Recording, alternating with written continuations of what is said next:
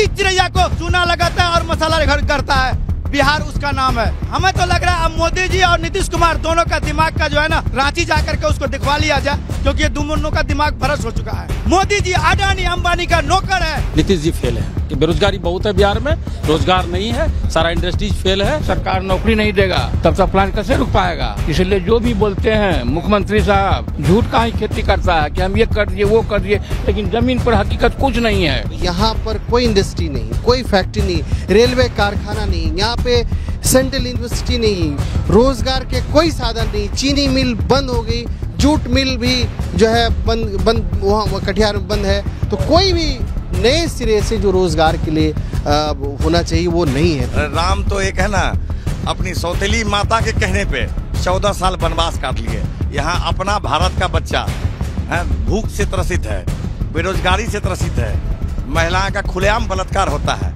लेकिन मोदी जी उस पर नहीं बोलते हैं। क्यों नहीं बोलते हैं? क्योंकि वो आते हैं मन की बात में। मन की बात में पहुंचकर बस वो शेर, चीता, भालू, अपना मन, यही सब दिखाते रहते हैं और कोई काम नहीं है। अरे कभी बेरोजगारी पे बोलिए, कभी दलितों पे बोलिए, कभी ओबीसी पे बोलिए, कभी जातिगत जनगणना पे बोलिए, कभी है ना शिक्षा बहाली पे बोलिए, पेपर लीक पे तो बोलिए। विश्व गुरु है, लेकिन 5 चीज का विश्व गुरु है: महंगाई, बेरोजगारी, भ्रष्टाचार, बलात्कार। अरे भाई राम राज कहाँ से आएगा? रावण राज आया है।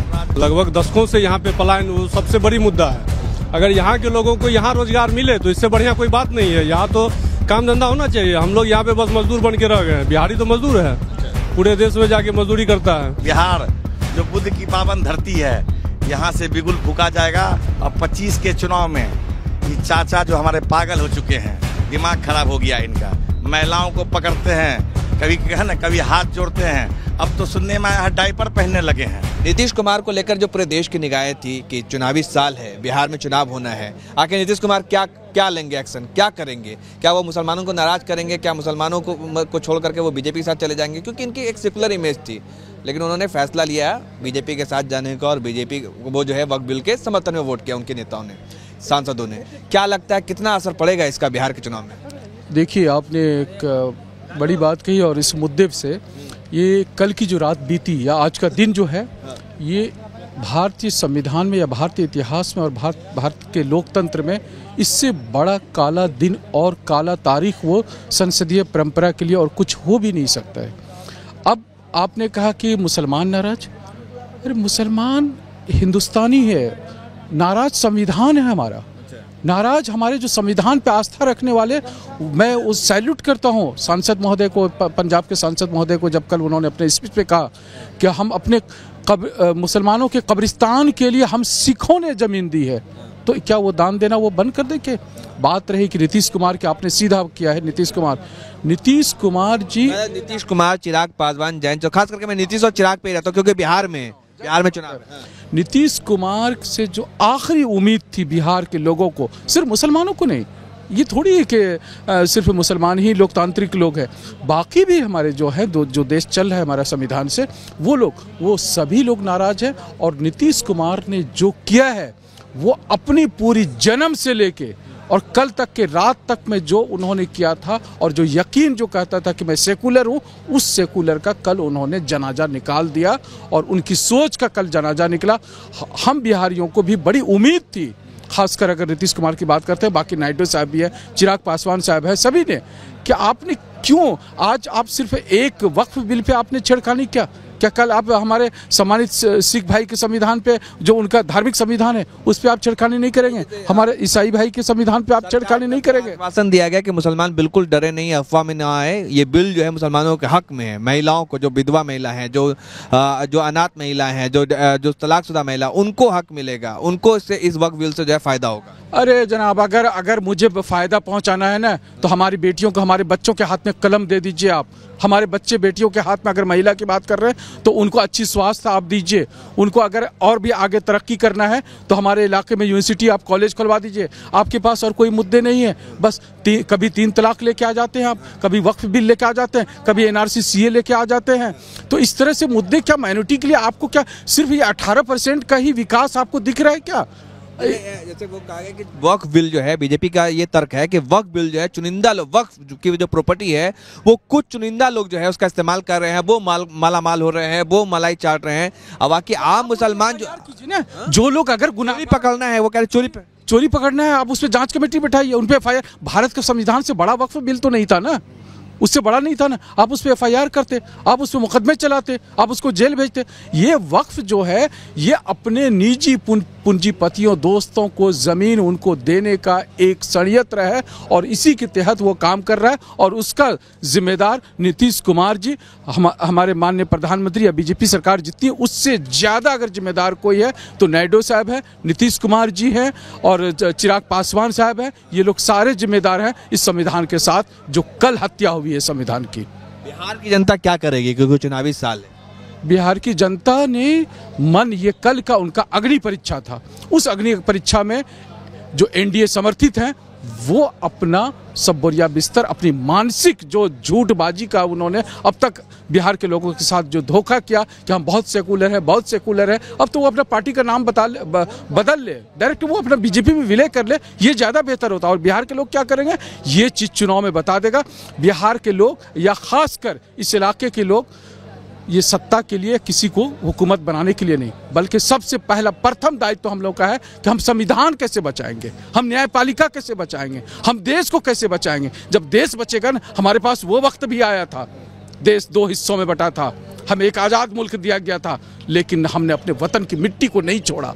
आज बात किस पे हो रही, नमाज छत पे नहीं पढ़ सकते, अपने ज़मीन पे नहीं पढ़ सकते। हम 2 मिनट, आप सिर्फ उसका एक नेगेटिव पार्ट तो देख लिया कि 2 मिनट के लिए रोड जाम हो रहा है, लेकिन उसका पॉजिटिव पार्ट तो आप देखिए सर कि हम सजदे करते हैं अपने वतन की मिट्टी पे, सड़क पे भी आके भारत माँ की मिट्टी को हम खाने काबा समझते हैं, भारत की सड़कों को भी हम मदीना समझते हैं, इसलिए हम सजदे करते हैं। हम नमाज जो पढ़ने अगर सड़क पे आते हैं 2 मिनट के लिए, हमारी ये कोशिश होती है। चलिए आप बताइए कि नीतीश कुमार के ऊपर एक उम्मीद टिकी हुई थी तमाम लोगों की कि भाई वक्फ बिल पर वो बीजेपी का समर्थन नहीं करेंगे, लेकिन आखिरकार असमंजस खत्म हो गया, जो घोरा बादल था वो खत्म हो गया, अब उन्होंने समर्थन कर दिया। क्या लगता है बिहार की जनता क्या करेगी इस बार चुनावी साल? नीतीश कुमार हमेशा छलावा करते थे और उनकी दोहरी चरित्र था, वो कभी भी मुसलमान के साथ नहीं थे।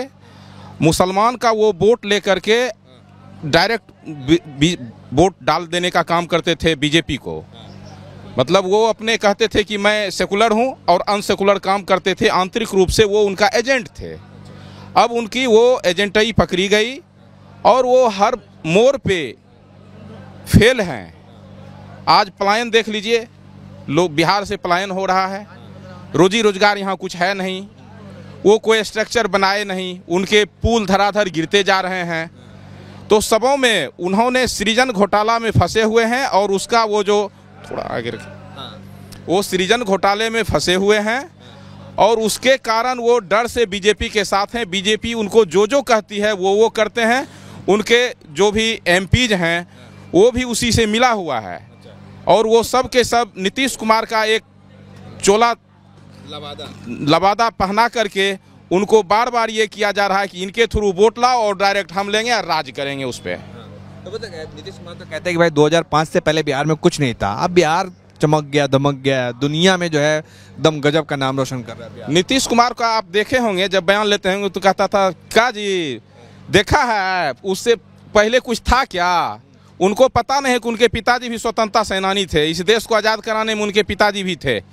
अब उनको भी वो नहीं मानते हैं सेनानी थे, वो जानते ही नहीं है कि देश आज़ाद हुआ था कि नहीं हुआ था।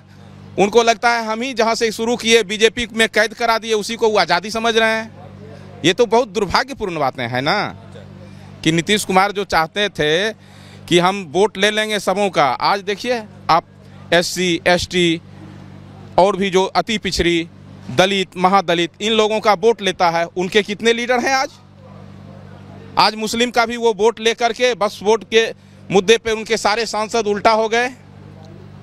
तो ऐसी परिस्थितियों में नीतीश कुमार को आप नहीं जज कर सकते हैं। उनका अब दिमागी रूप से चिराग पासवान जी भी बोले कि इसका दिमाग नहीं है, इलाज कराना होगा। मांझी जी भी बोले कि इनका दिमाग का इलाज कराना होगा। उसके पहले जो अभी उनके सरकार में हैं सम्राट चौधरी जी, वो भी बोलते थे। तो सबों के सब तो बोल ही रहे हैं, लेकिन उनको बस क्वाइल कर रहा है, सब उनको भंजा रहा है, उनको एक मुखरा बना करके। आप बताइए कि नीतीश कुमार ने वक्फ बिल पर बीजेपी का साथ दे दिया, बिहार की जनता, पूर्णिया की जनता कैसे देख रहे इसको? देखिए, नीतीश कुमार का उल्टा गिनती जो है ना, ये आप लोग समझ लीजिए यहाँ से शुरू हो चुका है। क्योंकि वक्फ बिल पे नीतीश कुमार को साथ देना और ऐसा मौका पे नीतीश कुमार के लिए इस जीवन में सबसे दुख की घड़ी आ चुकी है। क्योंकि नीतीश कुमार अगर चमका है तो वो सिर्फ मुसलमान वोट से, नहीं तो नीतीश कुमार का कोई औकात नहीं था बिहार में और भाजपा को साथ लेकर के काम करने का। अगर मुसलमान चमकाया है उसको, तो उसको मुसलमान आईना भी दिखाएगा। और ज़्यादा समय नहीं है विधानसभा चुनाव को, इसमें नीतीश कुमार को अपना पनिशमेंट मिल जाएगा। लेकिन जैसे कहा गया कि भाई नीतीश कुमार की एक सेकुलर छवि है, वो मुसलमानों के बीच बैठते हैं, इफ्तार भी करते हैं, टोपी और तिलक भी लगाते, टोपी पहनते हैं, तिलक लगाते हैं, वो अलग किस्म के नेता है, अलहदा नेता है। लेकिन इस बार जो उन्होंने फैसला लिया है, इसका कैसा असर पड़ेगा, क्योंकि बिहार में चुनाव होने हैं? देखिए, इसका असर तो आपको हम बता दिए क्लियर रूप में। नीतीश कुमार का यहाँ से उल्टी गिनती शुरू है, क्योंकि हम भी सीमांचल पोषक क्षेत्र से आते हैं, 5-7 जिला को कवर करते हैं, समझे ना। इसलिए नीतीश कुमार ये फैसला जो लिया है, तो ये इसके लिए बहुत ही दुखित घड़ी आ चुका है। वो आप लोग के सामने बहुत जल्द आ जाएगा। जैसे कहा गया कि जो वक्फ है वो चुनिंदा लोगों के हाथ में था, वो लोग मलाई खा रहे थे। बाकी जैसे बीजेपी दावा कर रही है कि जो गरीब मुसलमान है, जो पिछड़े मुसलमान है, जो पसमानदा है, उनको वहां तक नहीं पहुंच पा रहा था, इसलिए हम उनको लाभ देना चाहते हैं ये बिल, इसलिए संशोधन करना जरूरी। देखिए, मोदी जी के बारे में जो आप बोल रहे हैं, आप आज तक बता दीजिए जब से ये प्रधानमंत्री बने हैं इस देश में, इससे बड़ा झूठा और इससे बड़ा जुमलेबाज और उससे बड़ा तानाशाह, इससे बड़ा जातिवाद, इससे बड़ा कब्रिस्तान, शमशान, इससे बड़ा आतंकवाद, हिंदू मुसलमान, आज तक अगर कोई प्रधानमंत्री उस महान पद पर रह करके बोला है तो आप मुझे एक का नाम बता दीजिए। मैं आज से पार्टी को छोड़ने का काम करूंगा। सबका साथ सबका विकास। ये मोदी जी जब पत्नी का नहीं हुआ, अपने परिवार का नहीं हुआ, तो वो देश के लिए क्या करेगा? मोदी जी अडानी अंबानी का नौकर है। आप सब जानते बूझते भी बार बार इस क्वेश्चन को लाते हैं। क्या किसी से छुपा हुआ है क्या? मोदी जी जो जुमलाबाजी से अब तक सत्ता को ये चला रहे हैं, ये सब नहीं चलेगा। ये ईवीएम की सरकार है, ये फ्रॉड सरकार है, ये जुमलेबाज सरकार है, ये आतंकी सरकार है। वो तो कहते हैं गरीबों की सरकार है। ये गरीब रखा कहाँ? इसने तो लॉकडाउन में, अगर बिहार वासी भूल गया होगा, दिल्ली हरियाणा से पैदल यात्रा किया था, तो वो मोदी जी का नाम लेंगे। और जो मोदी जी का भी नाम ले रहे हैं वो अंधभक्त नाम ले रहे हैं। बाकी जो हमारे पढ़े लिखे शिक्षित लोग हैं वो कभी मोदी जी को लायक नहीं करते हैं और न करेंगे। और हमारे बिहार का वासी जो है पूरे देश में जाके दिशा निर्देश देने का काम करता है। इसलिए बिहार को बेवकूफ बनाना बंद करे। नीतीश कुमार हो या मोदी जी हो या अमित शाह जी हो, किसी का औकात नहीं है जो बिहार के ऊपर, बिहार जो है ना उड़ती चिड़ैया को वो जो है ना चूना लगाता है और मसाला करता है, बिहार उसका नाम है। कहते हैं कि भाई डबल इंजन की सरकार है, डबल रफ्तार से बिहार तरक्की कर रहा है। 2005 से पहले तो बिहार में कुछ था ही नहीं। हाँ, नहीं तो फिर अपने बाबूजी को कैसे बेच रहा है, कैसे दे रहा है? वो अंबानी अडानी को बेच जो रहा है। ये विद्यालय है, ये सारा चीज हॉस्पिटल बना हुआ, क्या मोदी जी का पिताजी बनाए थे क्या? अभी चीनी मिल हमारे बनमनकी का एक भी ईंट नहीं है, वहां पे एक भी कोई पार्ट्स नहीं है। वो सब जो है ना गुजरात भेजने का काम किया, अडानी अंबानी ग्रुप को दिया है। क्या मोदी जी का दादाजी का था क्या? वो कहाँ से आया था? वो अगर कुछ भी नहीं था, ये कहाँ से आया? ये भवन अभी बना है क्या? ये कब से बना हुआ है? मोदी जी कहते 2014 से पहले देश में कुछ नहीं था, नीतीश कुमार कहते 2005 से पहले बिहार में कुछ नहीं था। हमें तो लग रहा है अब मोदी जी और नीतीश कुमार दोनों का दिमाग का जो है ना थोड़ा रांची जाकर के उसको दिखवा लिया जाए, क्योंकि ये दोनों का दिमाग भ्रष्ट हो चुका है। कभी ये संविधान पे बात उठाएगा, जो संविधान अगर नहीं रहता तो मोदी जी का पिता ही नहीं होते, तो मोदी जी कहां से आते? ऊपर से टपके थे क्या? चाय का नाम ले लेकर के प्रधानमंत्री बन जाना, एक बार बेवकूफ बना देना, बार बार किसी को आप बेवकूफ नहीं बना सकते हैं। कि इस बार परिवर्तन हो, बदलाव हो, या फिर वही हो? नहीं। देखिए, देश का युवा को आप समझाने की जरूरत नहीं है, और देश में परिवर्तन हो और पूरा देश में अमन चैन चाहते हैं। सत्ता का काम होता है, सत्ता का काम होता है समाज के हित में काम करे, तानाशाही पैदा ना करे, एक दूसरे से लड़ाई नहीं। लेकिन आज तक ऐसा न, सबसे बड़ा बीजेपी का नाम है, देख लीजिए, बी से बी जेपी और जे से जुट्टा, पी से पार्टी। ये नीतीश कुमार बोले थे, शायद आप लोग भूल चुके हैं, और अभी नीतीश कुमार बीजेपी के गोद में गुलछल्ला उड़ा रहा है।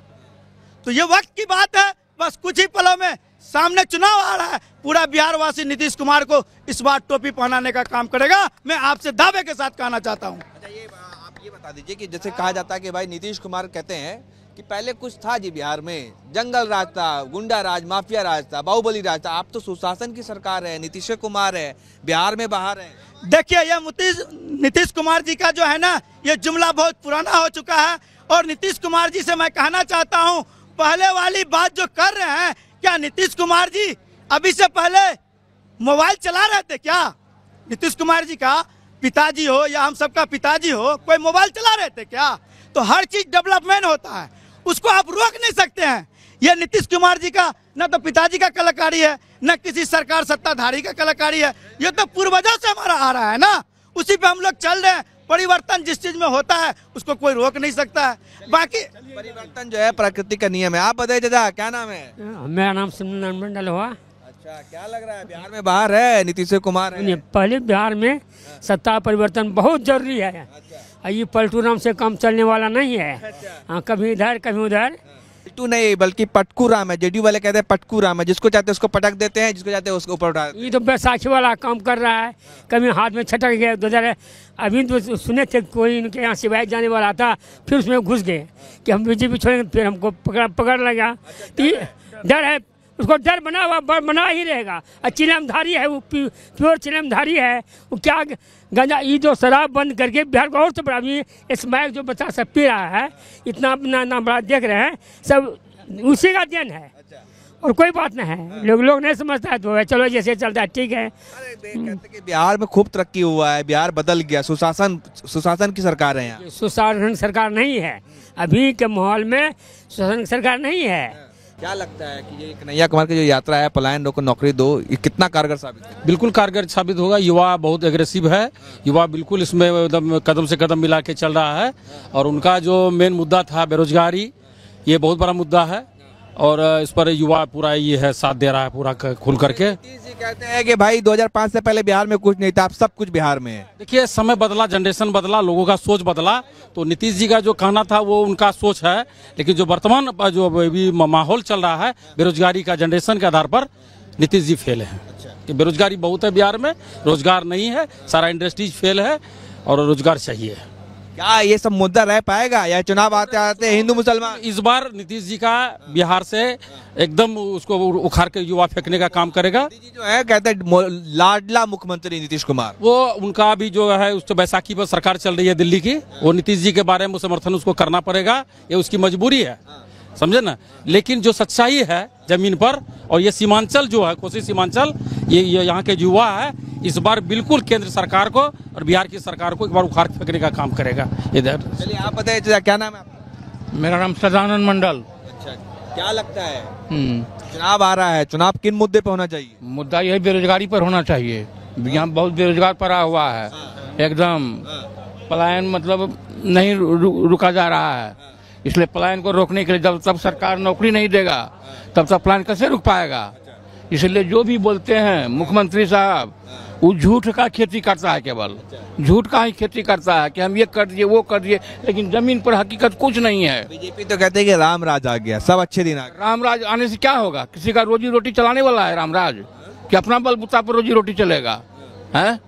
मोदी जी कहते हैं ना भाई अच्छे दिन आ गए, अच्छे दिन ला दिए। कुछ नहीं, वो जुमलेबाजी कर रहे हैं, केवल अच्छे दिन आ गए, कुछ नहीं अच्छा दिन आया है। आदमी को जो भोगना है भोग ही रहा है। गरीबों की सरकार है कहते। गरीबों की सरकार नहीं है, ये पूंजीपतियों की सरकार है। कैसे? कैसे? गरीब बेचारा जो काम करना है तो करके ही मजदूरी खाते हैं, हर कुछ करते हैं। कहाँ कोई प्रेफरेंस मिला है अभी तक? किसी राशन दे रहे ना है? 5 किलो राशन से क्या एक महीना कर सकता है? 5 किलो राशन से क्या 5 रोज, एक महीना तो नहीं कर पाएगा। ये 5 किलो में मतलब सारा जनता को खरीद लिया मोदी जी, 5 किलो ही राशन में। कहते बिहार की, जब से नीतीश कुमार के हाथ में बिहार है तब से बिहार की तकदीर और तस्वीर जो है बदल गई है। बदला नहीं है, कुछ नहीं, जो का त्यों है। ये तो मतलब वो तो धन है कांग्रेस का दिया हुआ, मतलब हर कुछ है उसी पर वो केवल चला रहे हैं, अभी चला रहे हैं। वृद्धा पेंशन कांग्रेस का दिया हुआ है, अनाज जो कांग्रेस का दिया हुआ है, हर कुछ तो मतलब कांग्रेस का दिया हुआ है, हैं? सब कुछ तो कांग्रेस का ही दिया हुआ है। पलायन रोको, नौकरी दो, सबसे बड़ा यही मुद्दा है। क्योंकि बिहार से लोग बम्बई, महाराष्ट्र, दिल्ली जाते हैं, वहाँ बिहारियों को अपमानित किया जाता है, मारा जाता है, पीटा जाता है। बड़ी बड़ी एक घटना हुई है कि बिहारी शिक्षा लड़का जो कि वहाँ एग्जामिनेशन में मार दिया गया, लेकिन बिहार सरकार में मुंह में ताला लगा रहा, आज तक जो कि बिहार के लिए कोई आवाज़ नहीं उठाया। इस लेकर के ये सबसे बड़ी मुद्दा है।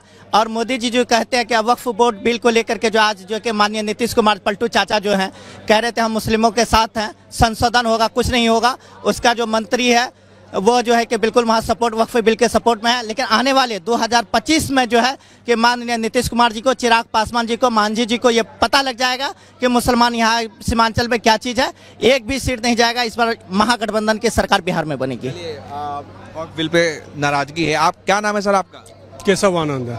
केशव जी, क्या कहना चाहेंगे कि आपके पूर्णिया शहर से यात्रा गुजर रही है, पलायन रोको नौकरी दो, क्या लगता है वाकई बिहार में पलायन की रफ्तार है या फिर रोजगार धंधा है बिहार? नहीं, बिहार में तो पलायन तो है ही, और आज से नहीं, लगभग दशकों से यहाँ पे पलायन वो सबसे बड़ी मुद्दा है। अगर यहाँ के लोगों को यहाँ रोजगार मिले तो इससे बढ़िया कोई बात नहीं है। यहाँ तो काम धंधा होना चाहिए। हम लोग यहाँ पे बस मजदूर बन के रह गए हैं। बिहारी तो मजदूर है, पूरे देश में जाके मजदूरी करता है, तो ये तो बहुत बड़ा मुद्दा है। और ये हर चुनाव में होना चाहिए और हर पार्टी के लिए होना चाहिए।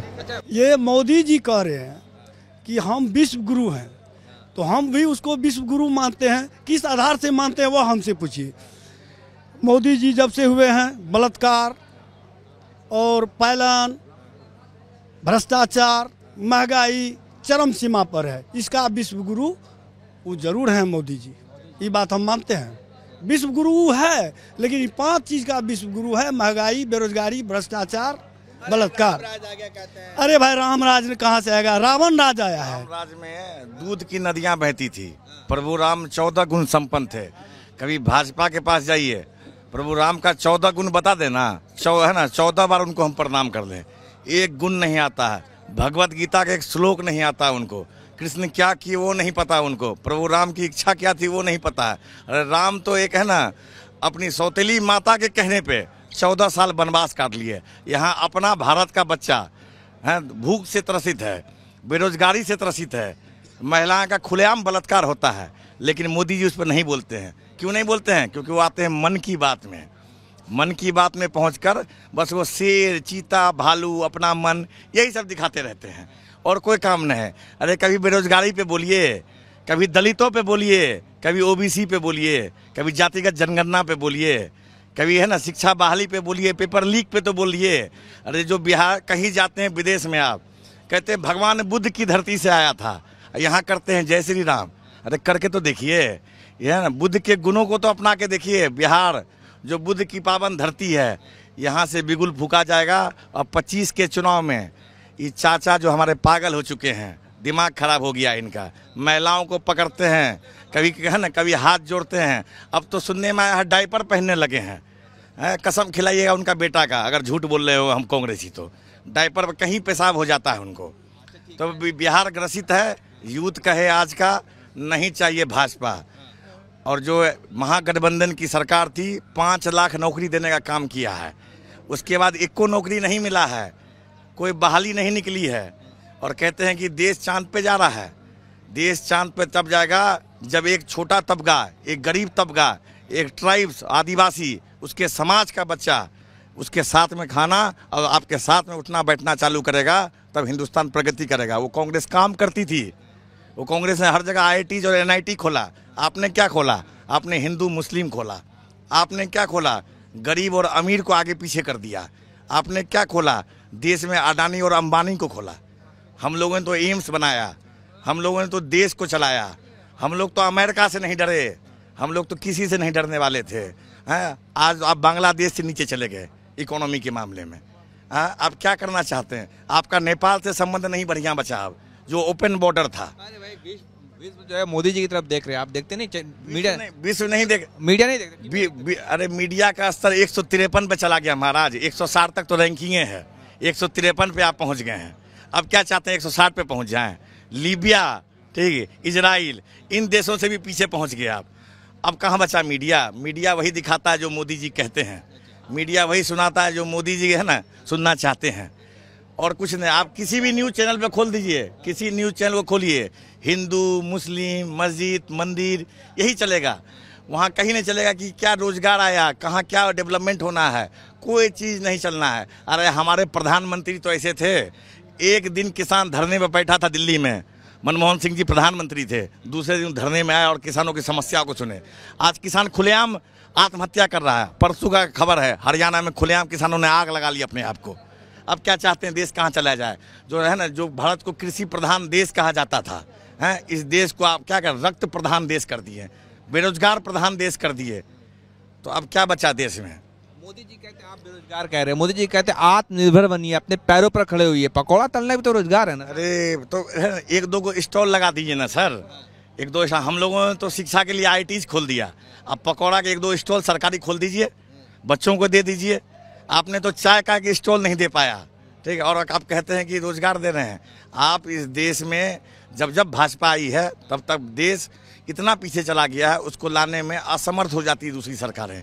कहा अगर विश्वास नहीं होता है, लाल किला जाके देखिए, इंडिया गेट पे जाके देखिए, उन शहीदों में एक भी RSS नहीं मिलेगा। अगर बहन मेरी बातों पे विश्वास नहीं है तो पता कर लीजिए।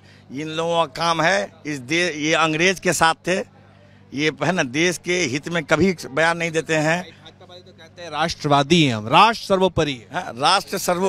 राष्ट्र सर्वोपरि रहता तो युवाओं को रोजगार देते ना सर, महिलाओं को सम्मान देते ना। जितने बलात्कारी हैं सब तो भाजपा के साथ मिले हुए हैं, उनके नेता सांसद विधायक, उन पे कोई कार्रवाई नहीं होता है।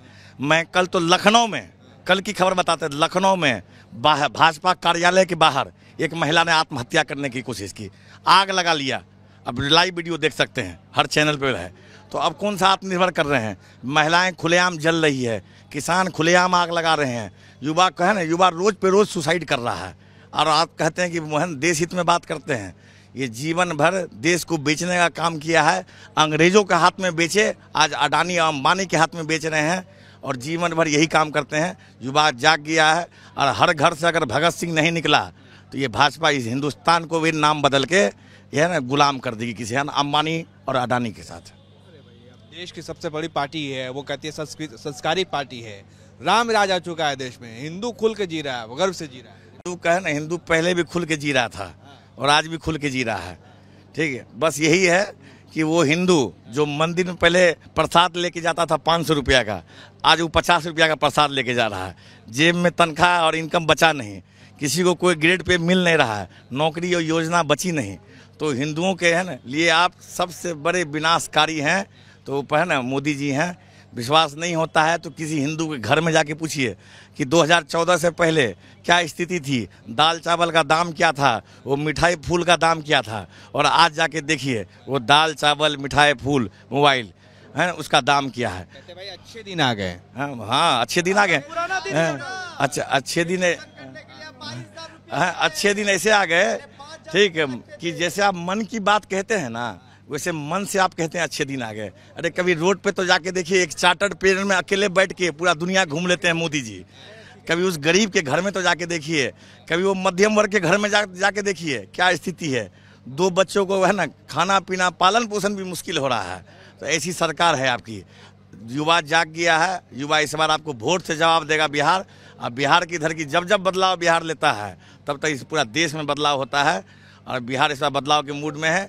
चाचा को सब नकार दिया है हमारे है ना मुख्यमंत्री नीतीश कुमार, है ना भाजपा की गोद में बैठ गए हैं और भाजपा की कठपुतली हैं। और भाजपा मोदी जी तो लाडला मुख्यमंत्री कहते हैं, प्यारा मुख्यमंत्री कहते हैं 2005 से पहले बिहार में कुछ बुलेट की रफ्तार से बदल रहा है। अरे नीतीश कुमार आपको तो शर्म आना चाहिए। आप तो मोदी जी से पहले सेंट्रल मिनिस्टर थे रेलवे, आप तो मोदी जी से पहले पार्लियामेंट गए थे। अगर आपको लाडला कह रहा है तो आपको डूब मर जाना चाहिए। आप ही का फोटो है, आप बैठे में मोदी जी पीछे से आपको पानी और चाय दे रहे हैं, आप भी देख लीजिएगा। तो मोदी जी आप जरा है ना नीतीश कुमार से पूछिए कि बिहार में विकास क्या किए हैं। बहती गंगा और नीतीश कुमार दोनों का एक ही काम है, कुछ न शांति से चलना, जीवन में कोई विकास नहीं करना। बिहार में बढ़ता बेरोजगारी, महिलाओं पे रोज, दलित महिलाओं पे रोज अत्याचार बलात्कार। औरंगाबाद में भी 3 दलित महिला का रेप हुआ, कुछ नहीं हुआ। होली में औरंगाबाद में, ठीक है, अभी में है ना दलित महिला क्या हत्या कर दिया गया गाड़ी से मार के। लेकिन उस पर कुछ नहीं बोलते नीतीश कुमार। कारण क्या है, नीतीश कुमार सत्ता लोभी हैं कि कहीं भी जाएंगे सत्ता में ही आएंगे, लेकिन कोई विकास का मुद्दा नहीं इनके पास है। तो आप एक सवाल ये है कि जैसे बिहार जहाँ के ज्ञान की भूमि कहा जाता है, और लेकिन यहाँ के युवाओं को शिक्षा के लिए, हम जिस पूर्णिया में खड़े हैं, ये एक सीमांचल का केंद्र माना जाता है, यहाँ पर राजधानी मानी जाती है, यहाँ पे क्या कितनी यूनिवर्सिटी है? देखिए पूर्णिया में तो एक है ना, एक यूनिवर्सिटी है और एक कृषि यूनिवर्सिटी है ना, विश्वविद्यालय है, और एक है ना इंजीनियरिंग कॉलेज है, और एक डिप्लोमा पॉलिटेक्निक कॉलेज है। 4 कॉलेजेस हैं यहाँ पे, ठीक है। लेकिन यहाँ पे है ना बिहार का एक ही सबसे बड़ा मुद्दा स्मैक, शराबबंदी नीतीश कुमार का फेल हो गया, और स्मैक में चरम पे है। जितने भी नेता हैं भाजपा के, जितने भी कार्यकर्ता हैं, कि सब मिल के इनलीगल धंधा और पूरे पूर्णिया को बर्बाद करने का काम करते हैं, पूरे बिहार को। और पूरे बिहार में सबसे ज़्यादा नशा का काम होता होगा तो पूर्णिया की पावन धरती है। फनेश्वर नाथ रेणु एक ज़माने में थे, भोला पासवान शास्त्री एक ज़माने के यहाँ से मुख्यमंत्री बन के गए, लेकिन इस पूर्णिया को धरती को बर्बाद करने वाले नीतीश कुमार, और नीतीश कुमार का भ्रष्टाचार वाला प्रशासन, ऐसा प्रशासन जो गरीब को सताता है। गरीब का केस हो गया, मुकदमा हो गया, गरीब कभी थाना जाता है, उसका सुना नहीं जाता है। अच्छा, आप युवा हैं, कहा नीतीश कुमार ने कहा कि शराबबंदी से बिहार में खूब तरक्की हुई, खास करके आधी आबादी जो महिलाएं हैं वो खुश है। कितना कारगर साबित हुआ शराबबंदी? शराबबंदी, हर चौराहे पे शराब, और हर चौराहे पे है ना इसमें खुलेआम मिलता है, बिकता है। बेचने वाले भी सरकार के संरक्षक हैं, और उसको है ना पूरे चारों बगल से फैलाने वाले भी सरकार के संरक्षक हैं। शराबबंदी पूरे बिहार में फेल है, और इसमें का नशा चरम पे चल रहा है। युवाओं में पढ़ाई का योजना खत्म हो चुका है, और पूर्ण तरीके से पूरा युवा को बर्बाद करने के लिए नीतीश कुमार है ना आतुर हैं, और आजीवन कायम रहेंगे। जब ये है ना भ्रष्टाचार, कहते हैं समाजवादी सोच के इंसान थे। अगर आप समाजवादी सोच के इंसान रहते, वक्फ बिल का है ना अभी, हाँ। अच्छा, हाँ, वक्फ बिल को लेकर के क्यास लगाई जा रही थी, एक उम्मीद थी कि नीतीश कुमार जो है वो बीजेपी का साथ नहीं देंगे, लेकिन सारा असमंजस जो क्यास था वो सब खत्म हो गया। अब बीजेपी ने, नीतीश कुमार ने बीजेपी का साथ दे दिया। बीजेपी के सांसदों ने, नीतीश कुमार के सांसदों ने बीजेपी के सांसदों ने वोट किया है, वक्फ बिल लोकसभा से पास हो गया। इसका कितना असर पड़ेगा बिहार के चुनाव पर? पूरे जितने मुसलमान समाज के आदमी हैं जो जेडीयू पार्टी में जुड़ना चाहते हैं या हैं, जरा नीतीश कुमार के आचरण को देखिए। नीतीश कुमार आपका क्या सम्मान करता है वो देख लीजिए, कि है ना झूठ मूठ का टोपी पहनना, रोज़ा इफ्तारी में दावत देना, ईद की बधाई देना नहीं है। मुसलमानों का हक और ज़मीन की लड़ाई करना पार्टी का हित था, लेकिन उससे दूर हो गए नीतीश कुमार। मुसलमान पूरा सीमांचल में और पूरे बिहार का देख रहा है, और इस बार हमको तो लगता है उनको खदेड़ के भगाया जाएगा। इस बार रेलवे सीमांचल की धरती पे अगर उनका कैंपेनिंग हो, जो भी युवा मुसलमान हैं, जो बुजुर्ग हैं, उनसे पूछिए कि आप कौन सा नाटक किए थे, आप जो आप है ना पार्लियामेंट में मोदी करते हैं, उनके बिलों का सपोर्ट करते हैं, जो राष्ट्रीय हित में कभी नहीं था। तो इन लोगों का है ना फर्जी बेबुनियाद राष्ट्रीयवाद, और ये लोग समाजवादी कहते हैं, हम लोग समाजवादी सोच के इंसान थे। अरे समाजवादी सोच तो अंतिम तबका का आदमी को भी लेके चलता था, लेकिन आप मुसलमान को लेके नहीं चल पाए। मुसलमान को आपने बेच दिया भाजपा के गोद में जाके, और जब मुसलमान पर जेडीयू को वोट देता है तो समझ लीजिए वो भाजपा को वोट दे रहा है। भाजपा मतलब है ना भ्रष्टाचार, भाजपा मतलब बलात्कार, भाजपा मतलब दलित विरोधी, भाजपा मतलब भारत विरोधी। अगर मेरी बातों पर विश्वास नहीं है तो पूरा स्टेट्स निकाल लीजिए, आंकड़ा निकालिए, मीडिया कर्मी कहाँ पहुँच गया, युवाओं का वैकेंसी कहाँ है, महिलाओं का आरक्षण कहाँ है, महिलाओं पर क्या नीति है। असल मुद्दा जो होता है उस पर बिहार की जनता वोट करेगी, या फिर वही जाति, धर्म, मजहब, और जो जैसा आप लोग कहते हैं कि भाई बीजेपी तो मास्टर है हिंदू मुस्लिम करने में? देखिए, सबसे पहले मैं पलायन रोको नौकरी दो यात्रा के 19वां दिन आज पूर्णिया की सरजमीन यानी सीमांचल की सरजमीन में यात्रा का स्वागत करता हूं। और ये यात्रा जिन उम्मीदों को लेके, जिन विश्वास और लोगों की भावनाओं को लेकर, ख़ास करके युवाओं की मुद्दों को लेके जो यात्रा चल रही है, इधर उधर दाएं बाएं नहीं, एकदम सटीक अपने मुद्दे पे जो कायम है, उसके लिए मैं बधाई देता हूँ तमाम यात्रीगण का।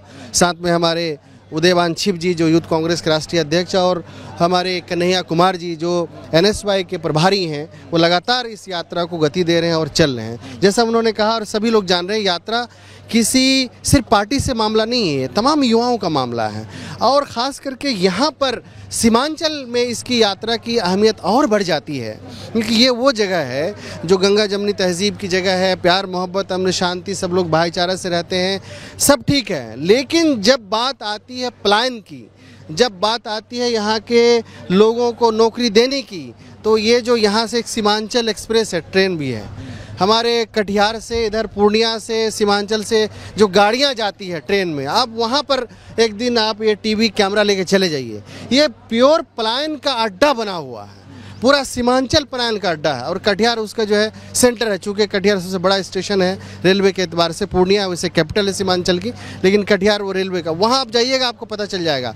तो क्या वजह है कि इतने साल के आज़ादी के बाद यहाँ पर कोई इंडस्ट्री नहीं, कोई फैक्ट्री नहीं, रेलवे कारखाना नहीं, यहाँ पे सेंट्रल यूनिवर्सिटी नहीं, रोज़गार के कोई साधन नहीं, चीनी मिल बंद हो गई, जूट मिल भी जो है बंद वहाँ कटिहार में बंद है। तो कोई भी नए सिरे से जो रोज़गार के लिए होना चाहिए वो नहीं है। तो ये कहीं ना कहीं बिल्कुल ये यात्रा सीमांचल के लिए और सटीक बैठ रहा है। सीमांचल मुस्लिम बहुल क्षेत्र है और यहाँ पे 4 जिले आते हैं, अररिया, पूर्णिया, कटिहार, किशनगंज, और एक भी यूनिवर्सिटी नहीं है, 1 करोड़ से ज़्यादा लोग यहाँ पर रहते हैं, निवास करते हैं। ये कितना बड़ा दिक्कत है आप लोगों के लिए, क्योंकि आप यहाँ से खुद चुनाव लड़ चुके हैं विधायक का, इस बार भी आप तैयारी कर रहे हैं, तो मतलब कितना बड़ी समस्या है ये? तो एक बहुत बड़ी समस्या है और बहुत बच्चों को पढ़ाई करने के लिए दूसरे मैं कहा कि कोटा आप चले जाइए, वहाँ टीचर भी मिलेंगे बड़ी तादाद में बिहार के, वहाँ जो तलबा हैं, जो स्टूडेंट हैं, पूरे सीमांचल इधर से भरे पड़े हैं। तो सवाल ये है कि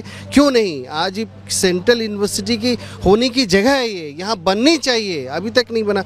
कोई अच्छा कॉलेज भी आपको नहीं मिलेगा, कोई अलग अलग जो डिपार्टमेंट होने चाहिए वो भी नहीं मिलेगा। तो ये बहुत दुखद की बात है। ये जो भावना है, ये जो मुद्दे हैं, असली मुद्दे हैं, इन मुद्दों को लेकर लगातार हमारे युवा साथी के कह सकते हैं, हमारे बुजुर्ग लोग भी अपनी जवानी दे दिए, वो लोग भी हैं, सभी लोग इन मुद्दों को लेकर आ रहे हैं और इनका हल निकलना चाहिए।